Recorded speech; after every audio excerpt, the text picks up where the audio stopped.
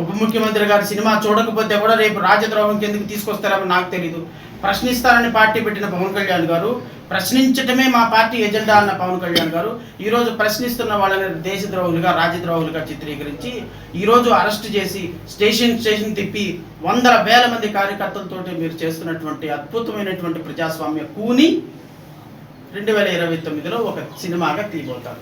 ఏంటి ఆ సినిమా అంటే, పోటీ చేసిన అన్ని చోట్ల ఓడిపోయినటువంటి జనసేన పెద్ద గుండు సున్నా,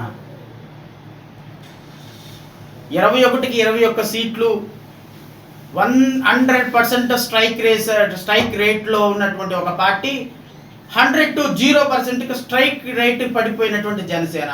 ఈ పదం రాకపోతే మీరు చూస్తూ ఉండండి. 100కి 100 స్ట్రైక్ రేట్ ఉన్న మీరు 0కి వస్తారు. ఎందుకు వస్తారు తెలిసిన? ఇది నేను శాపం పెట్టడం లేదండి. ప్రజల యొక్క ఓటు ఎంత విఘ్నతతో వాడతారంటే వాళ్ళు ఈరోజు న్యూట్రల్ పీపుల్, ఎంప్లాయీస్, రిటైర్డ్ అయిన ఎంప్లాయీస్, ఎలైట్ పీపుల్, ఇంట్లో సాధారణమైనటువంటి గృహిణులు ఉన్నారు చూసావా, మొక్కం మీద ఉమ్మూస్తున్నారు. ఇట్లాంటి వాడికి ఆ ఓటేసింది.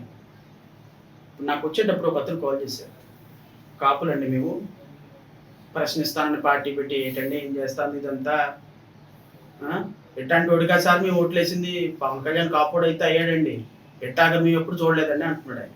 అండ్ ఒక గోదావరి యాష్లో మాట్లాడుతున్నాడు, గోదావరిలో.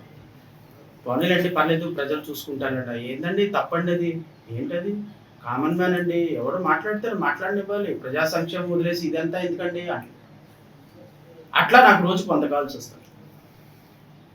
రావణ ప్రశ్నిస్తే తప్పు అయితే కోర్టు చూసుకుంటుంది. ఆర్షియన్ దేశద్రోహం పెట్టడం ఏంటండి? మీ అన్న మీద ట్వీట్ పెడితే దేశద్రోహమా? మిమ్మల్ని ప్రశ్నిస్తే రాజద్రోహమా? స్టేషన్ తిప్పి 100 మంది కార్యకర్తలని 1000 మంది పోలీసులను పెట్టి కొట్టిస్తారా? It's not correct. ఖచ్చితంగా ప్రజలు సమాధానం చెప్తారు. ఇలాంటి వ్యక్తులను ఎన్నుకున్నందుకు ప్రజలు సిగ్గుపడతారు. రేపు ఖచ్చితంగా ప్రజాస్వామ్యం, ఈరోజు రావణ అరెస్ట్ అవుతాడు, రేపు పొద్దున బెయిల్ వస్తుంది. ఎందుకంటే ఏది కూడా శాశ్వతంగా నడవదండి. రేపు పొద్దున 10 రోజుల తర్వాత, నెల రోజుల తర్వాత అయినా సరే బెయిల్ వస్తాయి.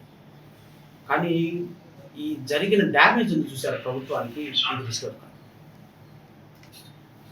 ఇలాగే ఎగిరిపడ్డారు 2014-19 ప్రభుత్వం. ఏమైపోయిందండి? వైనాట్ 175 నుంచి అట్లీస్ట్ 11కి పడిపోయింది.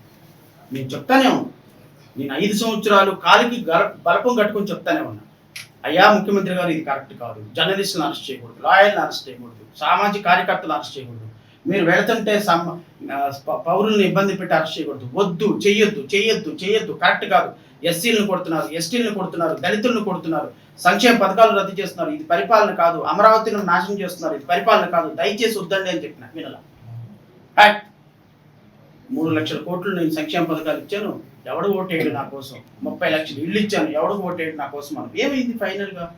ఏమైంది సార్? What happened? ప్రజలు ఏం చేశారు? లాగి పెట్టి కొడితే 151 నుంచి 11కి పడిపోయాయి.